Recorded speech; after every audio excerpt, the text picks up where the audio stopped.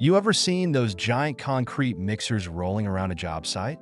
They look tough, but let me tell you, the real challenge isn't the mixer, it's dodging people's cars. Yeah, you heard me right. Here's the deal. You're on a job site about to pour a ton of concrete, and what do you see? A bunch of cars parked wherever they can fit. Doesn't matter if they're blocking the sidewalk or driveway. People just don't care. And believe it or not, it's usually other construction guys who do this. You'd think they know better, right? But what happened this one time? Oh, this crew made a huge mistake. Stick with me because this is one of those stories you'll be telling for years. So, it's a hot afternoon, and we're on this grout job. If you've never worked with grout, let me fill you in, it's frustrating. You've got these cinder block walls, and every block needs to be filled with this soupy mix. It's messy, slow, and in the heat, forget about it. The grout starts to stiffen up in no time, so you're racing against the clock. We finish one section, thinking, all right, let's keep going. But of course, nothing ever goes smoothly. We head to the next street, and there they are, cars, lined up perfectly, blocking the entire side where we need to work. And get this, the cars belong to another concrete crew. They're getting ready to pour some patios, and I'm thinking, no big deal. We're all concrete guys here.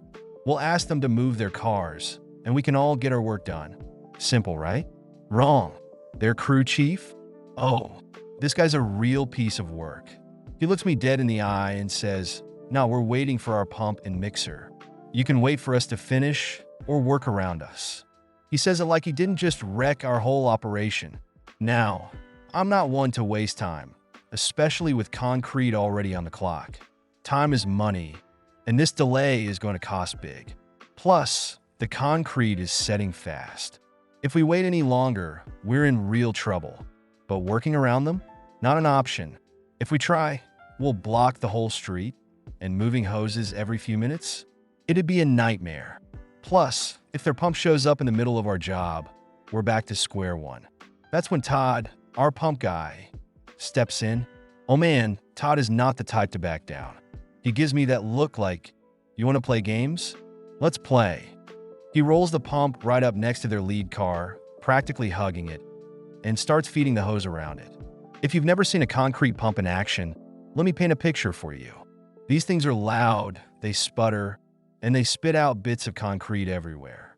And if you don't keep enough concrete in the hopper, it'll suck in air, and let me tell you, it'll rain concrete. And guess where all that splatter's going? Yep, all over their nice, shiny cars.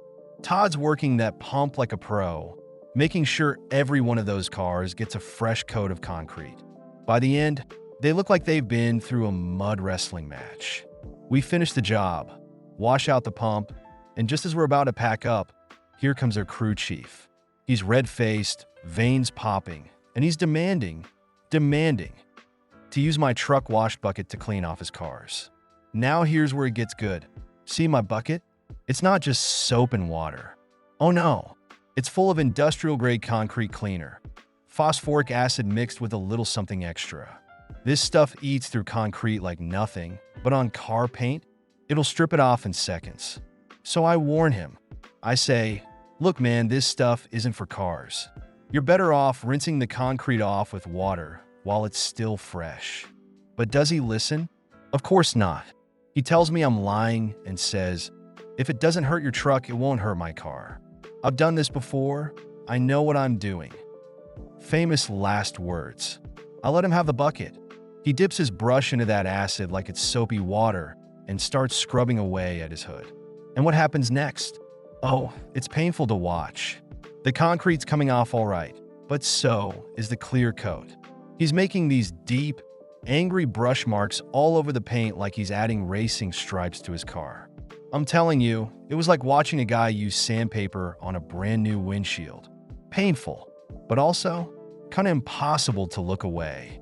By the time he's halfway through, I'm already imagining the look on his face when that hood dries. We didn't stick around to see the final result, but I can guarantee one thing. Those cars were not going to win any beauty contests after that. And the best part? I let him keep the bucket.